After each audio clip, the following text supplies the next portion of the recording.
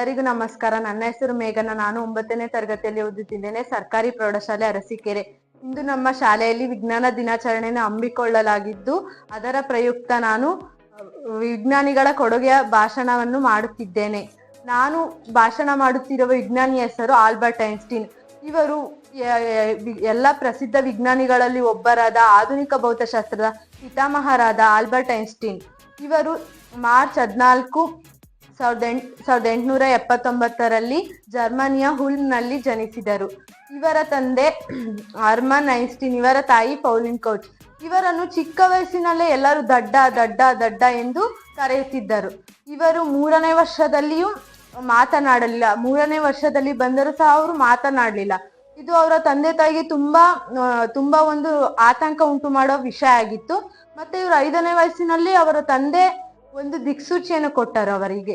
ಆಗ ಆ ದಿಕ್ಸೂಚಿ ನೋಡಿ ಅವರು, ಇದು ಯಾಕೆ ಒಂದೇ ಕಡೆ ತಿರುಗ್ತಿದೆ, ಈ ಕಡೆ ತಿರುಗ್ಬೋದಲ್ಲ, ಇದು ಯಾಕೆ ಇದು ಒಂದೇ ಕಡೆ ತಿರುಗ್ತಿದೆ ಅಂತ ಅವಾಗೆ ಆ ವಯಸ್ಸಿನಲ್ಲೇ ಅವರು ಕುತೂಹಲ ಭರಿತವಾಗಿ ಕಲ್ಪನಾ ಶಕ್ತಿಯನ್ನು ಹೊಂದಿದ್ದರು. ಹಾಗೆ ಕುತೂಹಲ ಜಾಸ್ತಿ ಕೆರಳಿಸಿತು ಅವರಿಗೆ. ಅದಾದ ಶಿಕ್ಷಣವನ್ನು ನಿರ್ವಹಿಸಿದ್ದು ಜರ್ಮನಿಯ ಕ್ಯಾಥೋಲಿಕ್ ಎಲಿಮೆಂಟರಿ ಶಾಲೆಯಲ್ಲಿ ಪ್ರಾಥಮಿಕ ಮತ್ತು ಪ್ರೌಢ ಶಿಕ್ಷಣವನ್ನು ನಿರ್ವಹಿಸುತ್ತಿದ್ದರು. ಆನಂತರ ಜ್ಯೂರಿಚ್ನಲ್ಲಿರುವ ಫೆಡರಲ್ ಪಾಲಿಟೆಕ್ನಿಕ್ ಕಾಲೇಜಿನಲ್ಲಿ PhD ಪದವಿ ಪಡೆದರು ಭೌತಶಾಸ್ತ್ರ ಮತ್ತು ಗಣಿತದಲ್ಲಿ. ಇವರಿಗೆ ಗಣಿತ ಮತ್ತು ಭೌತಶಾಸ್ತ್ರ ಅಂದ್ರೆ ತುಂಬಾ ಇಷ್ಟ ಇತ್ತು. ಅವರು ಒಬ್ರೇ ಓದಕ್ಕೆ ಇಷ್ಟಪಡ್ತಿದ್ರು. ಸಾಂಪ್ರದಾಯಿಕ ಶಿಕ್ಷಣ ಅವರಿಗೆ ಇಷ್ಟ ಆಗ್ತಿರ್ಲಿಲ್ಲ. ಅಂದ್ರೆ ಇವಾಗ ಎಲ್ಲರೂ ಪಾಠ ಮಾಡಿದ ತಕ್ಷಣ ಕ್ಲಾಸಸ್ ಕೇಳ್ತಾರೆ, ಆದ್ರೆ ಅವ್ರು ಆಗಲ್ಲ. ಅವರೇ ಸಪ್ರೇಟ್ ಬಂದ್ಬಿಟ್ಟು ಕುತ್ಕೊಂಡು ಸ್ಟಡೀಸ್ ಮಾಡ್ತಿದ್ರು. ಜಾಸ್ತಿ ಅವರಿಗೆ ವಿಜ್ಞಾನದ ಬಗ್ಗೆ ಆಸಕ್ತಿ ಜಾಸ್ತಿ ಇತ್ತು ಭೌತಶಾಸ್ತ್ರದಲ್ಲಿ. ಆನಂತರ ಅವರು PhD ಪದವಿ ಪಡೆದ್ರು, ಆದ್ರೆ ಅವರಿಗೆ ಶಕ್ತಿ ಸಿಗ್ಲೇ ಇಲ್ಲ ಅವರಿಗೆ. ಆನಂತರ ಬರ್ನ್ ನಗರದಲ್ಲಿರುವ ಪೇಟೆಂಟ್ ಕಚೇರಿಯಲ್ಲಿ ಕ್ಲರ್ಕ್ ಆಗಿ ಕೆಲಸ ಮಾಡಿದ್ರು. ಆನಂತರ ಹೋಗ್ತಾ ಅವರು ತನ್ನ ಸಹಪಾಠಿಯಾಗಿದ್ದ ಮಿಲೇವಾ ಮ್ಯಾರಿಸ್ ರವನು ವಿವಾಹವಾದರು. ಆನಂತರ 1905 ಆಲ್ಬರ್ಟ್ ಐನ್ಸ್ಟೀನ್ ಜೀವನದ ಅದ್ಭುತ ವರ್ಷ ಎಂದೇ ಕರೆಯಲ್ಪಡುವ ಈ ವರ್ಷದಲ್ಲಿ ಅವರು ಮಾಡಿದ ಸಾಧನೆಗಳು ಅಪಾರ ಮತ್ತು ಅಗಾಧವಾದ ಕೊಡುಗೆಗಳು ಎಂದು ಹೇಳಬಹುದು. ಮೊದಲಿಗೆ ಅವರು 4 ಪ್ರಬಂಧಗಳನ್ನು ರಚಿಸಿದರು. ಅವುಗಳಲ್ಲಿ ಬೆಳಕಿನ ದ್ಯುತಿವಿದ್ಯುತ್ ಪರಿಣಾಮ, ಬ್ರೌನಿಯನ್ ಚಲನೆ ಮತ್ತು ವಿಶೇಷ ಸಾಪೇಕ್ಷತಾ ಸಿದ್ಧಾಂತ ಈ ಎಲ್ಲ ಸೇರಿದ್ದವು. ಪ್ರಬಂಧಗಳಲ್ಲಿ ಎಲ್ಲಾ ವಿಷಯಗಳು ಸೇರಿದ್ದವು. ಆನಂತರ ಇಡೀ ವಿಶ್ವವೇ ಬೆರಗಾಗುವಂತ, ಇಡೀ ವಿಶ್ವ ಪ್ರಸಿದ್ಧವಾದಂತ ಒಂದು ಸಮೀಕರಣವೆಂದರೆ E=mc². E ಅಂದ್ರೆ ಶಕ್ತಿ, M ಅಂದ್ರೆ ದ್ರವ್ಯರಾಶಿ, c² ಅಂದ್ರೆ ಬೆಳಕಿನ ವೇಗ. ಇದು ಯಾರಿಗೂ ಗೊತ್ತಿರ್ಲಿಲ್ಲ ಭೌತಶಾಸ್ತ್ರದಲ್ಲಿ. ಅದು ಅಪಾರವಾದ ಕೊಡುಗೆಯಾಗಿತ್ತು. ದ್ರವ್ಯರಾಶಿ ಮತ್ತು ಶಕ್ತಿಗೆ ಏನೋ ಒಂದು ಲಿಂಕ್ ಇದೆಯಲ್ಲ ಅಂತ ಅವರು ತೋರಿಸ್ಕೊಟ್ರು. ಆ ಭೌತಶಾಸ್ತ್ರಕ್ಕೆ ಒಂದು ಸುಲಭವಾದ ಇದು ಸಮೀಕರಣವನ್ನು ಅವರು ತೋರಿಸ್ಕೊಟ್ರು. ಈಗಲೂ ಸಹ ಅದನ್ನ ಬಳಸ್ತಾರೆ, ನಾವೆಲ್ಲರೂ ಬಳಸ್ತಿದೀವಿ. ಕಾಲೇಜ್ನಲ್ಲಿ ಹೋದಾಗ ಅದನ್ನ ಬಳಸ್ತಾರೆ ಎಲ್ಲರೂ. ಮತ್ತೆ ಅವರು ಹೋಗ್ತಾ ವೈಯಕ್ತಿಕ ಜೀವನದ ಕಡೆಗೆ ಆಸಕ್ತಿ ತೋರಿಸ್ಲಿಲ್ಲ. ಆದ್ರಿಂದ ಅವರು ಒಂದು ಒಪ್ಪಂದಕ್ಕೆ ಬಂದ್ರು. ಏನಂದ್ರೆ, ನೀನು ಅವರ ಹೆಂಡತಿಗೆ ಹೇಳಿದ್ರು, ನೀನು ನನ್ನ ಜೊತೆ ವೈಯಕ್ತಿಕ ಜೀವನಕ್ಕೆ ಆಸೆ ಪಡ್ಬೇಡ. ಯಾಕೆಂದ್ರೆ ನಾನು ಇದು ಸಂಶೋಧನೆಗಳಲ್ಲಿ ತುಂಬಾ ಬ್ಯುಸಿ ಆಗಿರೋದ್ರಿಂದ ನೀನ್ ವೈಯಕ್ತಿಕ ಜೀವನಕ್ಕೆ ಆಸೆ ಪಡ್ಬೇಡ. ನಾನೊಂದು 2 ಕಂಡೀಷನ್ ಹಾಕ್ತೀನಿ, ಅದನ್ನ ಒಪ್ಕೊಂಡು ಹಾಗಿದ್ರೆ ಮಾತ್ರ ನೀನು ನನ್ನ ಜೊತೆ ಇರು ಅಂತ ಹೇಳಿದ್ರು. ಆ ಕಂಡೀಷನ್ಸ್ ಏನಂದ್ರೆ, ನೀನು ನನ್ನ ರೂಮಿಗೆ ಬಂದು 3 ಹೊತ್ತು ಊಟ ತಂದು ಕೊಡ್ಬೇಕು, ಮತ್ತೆ ನಾನು ಏನಾದ್ರು ಸ್ಟಡೀಸ್ ಮಾಡ್ತಿದ್ರೆ ನೀನು ಸುಮ್ನೆ ಹೋಗ್ಬೇಕು ಮಾತಾಡ್ದಂಗೆ ಅಂತ ಹೇಳಿದ್ರು.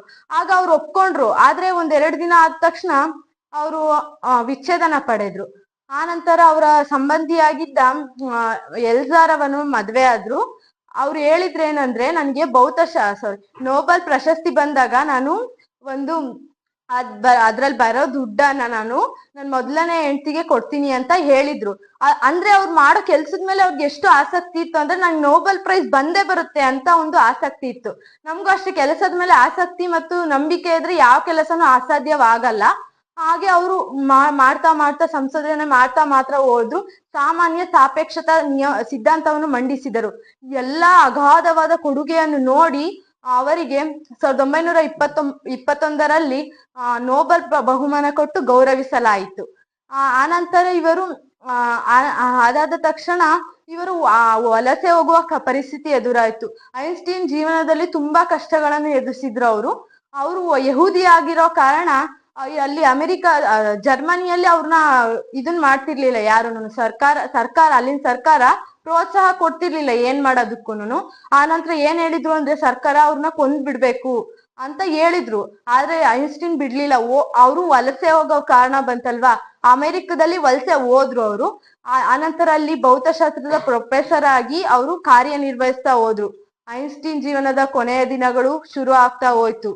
ಅಂದ್ರೆ ಐನ್ಸ್ಟೀನ್ಗೆ ತುಂಬಾ ನೆನ್ಪಿನ ಶಕ್ತಿ ಕಡಿಮೆ ಇತ್ತು. ಅವರ ತಲೆ ಹಿಂಭಾಗ ತುಂಬಾ ದೊಡ್ಡದಾಗಿತ್ತು ಚಿಕ್ಕ ವಯಸ್ಸಿನಲ್ಲೇ. ಅದು ಬತ್ತಾ ಬತ್ತಾ ಬತ್ತಾ ಮಾಮೂಲಾಗಿ ಆಯ್ತು. ಆದ್ರೆ ಐನ್ಸ್ಟೀನ್ ಜೀವನದಾಗೆ ಅವರು ಮಾಡ್ತಿದ್ದ ಸಂಶೋಧನೆಗಳು ಸ್ವಲ್ಪ ಸ್ವಲ್ಪ ನೆನ್ಪಿದ್ವು ಅಷ್ಟೇ. ಆನಂತರ ಅವರ ರಕ್ತನಾಳ ಒಡೆದು ಅದರಿಂದ ರಕ್ತ ಬರೋದ್ ಸ್ಟಾರ್ಟ್ ಆಯ್ತು. ಎಲ್ಲ ವೈದ್ಯಕೀಯ ಎಲ್ಲರೂ ಹೇಳಿದ್ರು, ನಿಮ್ಮನ್ನ ಸರ್ಜರಿ ಮಾಡಿದ್ರೆ ಮಾತ್ರ ಬದುಕೊಳಕ್ ಆಗೋದು, ಇಲ್ಲಾಂದ್ರೆ ಆಗಲ್ಲ ಅಂತ ಹೇಳಿದ್ರು. ಆದ್ರೆ ಐನ್ಸ್ಟೀನ್ ಏನ್ ಹೇಳಿದ್ರು ಅಂದ್ರೆ, ನಾನ್ ಸರ್ಜರಿ ಮಾಡಿ ಬದುಕೋ ಅವಶ್ಯಕತೆ ಇಲ್ಲ, ನಾನ್ ಸಾಧಿಸಿದೀನಿ, ನಾನು ಇವಾಗ ಸಾಯೋ ಟೈಮ್ ಬಂದಿದೆ, ನಾನ್ ಸಾಯ್ತೀನಿ ಅಂತ ಹೇಳಿದ್ರು. ಆನಂತರ ಏಪ್ರಿಲ್ 18, 1955ರಲ್ಲಿ ಆಲ್ಬರ್ಟ್ ಐನ್ಸ್ಟೀನ್ ಅವರು ನಿಧನರಾದರು. ಆನಂತರ ಅವರ ಒಂದು ಬಾಡಿಯನ್ನು ಪೋಸ್ಟ್ ಮಾರ್ಟಮ್ಗೆ ತಗೊಂಡೋದಾಗ ಅವ್ರ ಮೆದುಳಲ್ಲಿ ಏನಿದೆ ಅಂತದ್ದು, ಇಷ್ಟೊಂದೆಲ್ಲ ಮಾಡಿದ್ರಲ್ಲ ಅವ್ರು, ಏನಿದೆ ಮೆದುಳಲ್ಲಿ ಅಂತ ವೈದ್ಯಕೀಯ ಇಲಾಖೆ ಮತ್ತೆ ವಿಜ್ಞಾನಿಗಳ ಇಲಾಖೆ ಅವರ ಮೆದುಳನ್ನು ಕದ್ಬಿಟ್ರು. ಅವರಿಗೆ ಗೊತ್ತಿಲ್ಲದೆ, ಅವ್ರ ಮನೆಯವ್ರಿಗೆ ಗೊತ್ತಿಲ್ದೇನೆ ಅವ್ರ ಮೆದುಳನ್ನ ಕದ್ಬಿಟ್ರು. ಆನಂತರ ಮೆದುಳನ್ನ ಒಂದು ಕೆಮಿಕಲ್ ಅಲ್ಲಿ ಇಟ್ಟು ಬಚ್ಚಿಟ್ಬಿಟ್ರು. ಆನಂತರ ಈ ವಿಷಯನ ಒಂದ್ ಸ್ವಲ್ಪ ದಿನ ಆದ್ಮೇಲೆ ಅವ್ರ ಮನೆಯವ್ರಿಗೆ ಹೇಳಿ, ನಾವು ಅವ್ರ ಬಗ್ಗೆ ಏನೋ ಮೆದುಳಲ್ಲಿ ಏನೋ ಅಡ್ಗಿದೆ, ಅವ್ರ ಬಗ್ಗೆ ಸಂಶೋಧನೆ ಮಾಡ್ಲೇಬೇಕು ಅಂತ ಹೇಳಿ ಒಪ್ಕೊಂಡ್ರು ಅವ್ರ ಮನೆಯವರು. ಆನಂತರ ಆ ಮೆದ್ಲನ್ನ 240 ಭಾಗಗಳಾಗಿ ಮಾಡಿದ್ರು. ಆ ಮೆದ್ಲಲ್ಲಿ ಏನ್ ಕಂಡು ಬಂತು ಅಂದ್ರೆ ಪೆರಿಯಟೋಲಿಯಾ ಲೋಬ್ ಎನ್ನೋ ಒಂದು ಭಾಗ ಎಲ್ಲಾ ಮನುಷ್ಯರಿಗಿಂತ ದೊಡ್ಡದಾಗಿತ್ತು. ಅದಕ್ಕೆ ಅವ್ರಿಗೆ ಮೆದ್ಲು ಹಿಂದೆ ಭಾಗ ಒಂದ್ ಸ್ವಲ್ಪ ದೊಡ್ಡದಾಗಿತ್ತು ಅನ್ಸುತ್ತೆ ಅಂತ ಇವ್ರು ಹೇಳಿದ್ರು. ಆದ್ರೆ ಐನ್ಸ್ಟೀನ್ ಏನ್ ಹೇಳಿದ್ರು, ನನ್ನಲ್ಲಿ ಏನು ವಿಶೇಷತೆ ಇಲ್ಲ, ನಾವೇ ನೀವೆಲ್ಲರೂ ಸುಮ್ನೆ ಹೇಳ್ತಿದ್ದಾರೆ, ನನ್ನ ಈ ವಿಶೇಷತೆ ಇಲ್ಲ, ನನ್ಗೆ ಗೊತ್ತಿರೋದು ನಾನು ಮಾಡ್ತಿದ್ದೀನಿ, ಅದೇ ನಿಮ್ಗೆ ನಿಮ್ ಜೀವನದಲ್ಲೂ ನೀವು ಇದನ್ನ ಅಳವಡಿಸ್ಕೊಳ್ಬೇಕು. ನಿಮ್ಮಲ್ಲಿ ಟ್ಯಾಲೆಂಟ್ ಇದೆ, ನೀವು ತೋರಿಸ್ಕೊಳ್ತಿಲ್ಲ ಅಷ್ಟೇ, ನೀವು ಸುಮ್ನೆ ಕೂತಿದ್ದೀರಾ. ನಿಮ್ ಟ್ಯಾಲೆಂಟ್ ನ ತೋರಿಸ್ಕೊಳಕ್ಕೆ ನೀವು ನಿಮ್ ಪ್ರಯತ್ನಿಸಿ ಮತ್ತೆ ಪ್ರಯತ್ನಿಸಿ, ನಿಮ್ ಕೈಲಾಗ್ಲಿಲ್ಲ ಮತ್ತೆ ಪ್ರಯತ್ನಿಸಿ. ನಾನು ಏನ್ ಹೇಳಿದ್ರು ಚಿಕ್ಕ ವಯಸ್ಸಿನಲ್ಲಿ ಎಲ್ಲರೂ ದಡ್ಡ ನೀನು, ನಿನ್ ಕೈಲಿ ಏನೂ ಆಗಲ್ಲ ಅಂದ್ರು. ಆದ್ರೆ ನಾನು ಸಾಧನೆ ಮಾಡಿ ತೋರಿಸ್ದೆ. ಇವಾಗ ನೋಡಿ, ನಾನು ಎಲ್ಲರೂ ಒಪ್ಕೊಳೋ ಆಗಿದೆ. ನೀವು ಅಷ್ಟೇ ಸಾಧನೆ ಮಾಡಿ ತೋರಿಸ್ರಿ, ನಿಮ್ಮನ್ನು ಎಲ್ಲರೂ ಒಪ್ಕೊಳ್ತಾರೆ ಅಂತ ಹೇಳಿದ್ರು. ಧನ್ಯವಾದಗಳು.